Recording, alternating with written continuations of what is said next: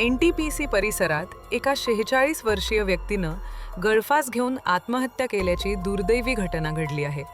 मृत व्यक्तीचे नाव सुनील चांबसप्पा कुटाणे असे आहे.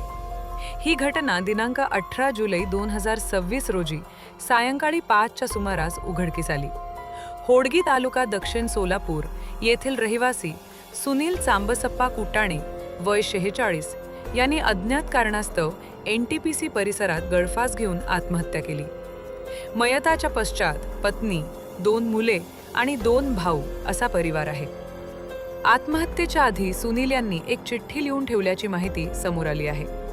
घटनेची माहिती मिळताच वळसंग पोलिसांनी घटनास्थळी दाखल होऊन पंचनामा केला असून पुढील कायदेशीर प्रक्रिया सुरू आहे. आत्महत्येचे नेमके कारण अद्याप समोर आलेले नाही.